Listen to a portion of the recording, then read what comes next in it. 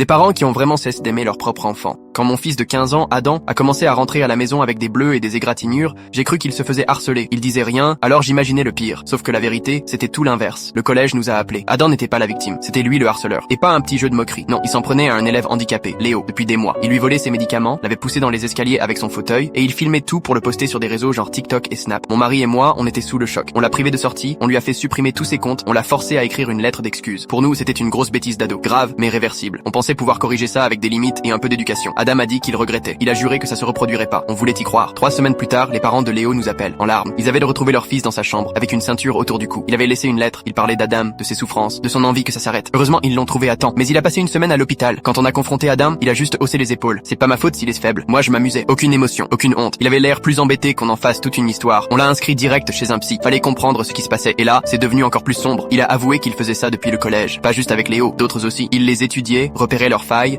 et les brisait mentalement, comme un jeu. Il appelait ça son passe-temps. Le psy a parlé de troubles du comportement. Il nous a prévenus. Sans prise en charge sérieuse, ça allait très mal finir. Sauf qu'Adam refusait de jouer le jeu. Il restait muet en séance, où il rigolait. Quand on parlait d'empathie, il levait les yeux au ciel. Et puis il y a eu sa petite sœur, Inès, 12 ans. Elle a commencé à avoir des crises d'angoisse. Elle mangeait plus, ne voulait plus rester seule avec lui. Un jour, elle a craqué. Elle nous a tout dit. Adam l'enfermait dans des placards. Il lui racontait des trucs horribles sur ses copines. La forçait à regarder des vidéos de torture d'animaux en rigolant de ses pleurs. On a mis des caméras. Après la mort suspecte de son hamster. Et là, sur la vidéo, on voit Adam. Il l'étouffe avec ses mains, la nuit, pendant qu'Inès dort. Puis il remet la petite bête dans la cage. Genre, tout était normal. On l'a confronté. Il a souri. Vous devriez voir ce que j'ai fait au chat des voisins. Cette semaine-là, on a fouillé sa chambre. On a trouvé un carton planqué dans le placard. Dedans, des photos de toutes ses victimes. Des gros plans de leur visage en larmes. Et puis un carnet, avec des plans pour monter de niveau. Passer des animaux aux adultes. Des pages entières sur comment faire du mal psychologiquement à des profs, à moi, à son père. Des stratégies, des dates, même des tests. On a essayé de le faire interner. Il a regardé la psy dans les yeux et dit calmement, je vais leur faire payer leur trahison. Adam a 17 ans maintenant. Il fait des allers-retours entre centre et foyer pour mineurs. Mais à chaque sortie, il nous retrouve. Il envoie des messages, des menaces, des plans de plus en plus élaborés. Inès est en thérapie intensive. Elle fait encore des cauchemars, hurle son prénom la nuit. On a déménagé 2 fois. On vit dans la peur qu'il revienne, qu'il frappe à notre porte à ses 18 ans. Le petit garçon qui me cueillait des fleurs dans le jardin, il existe plus. Abonne-toi.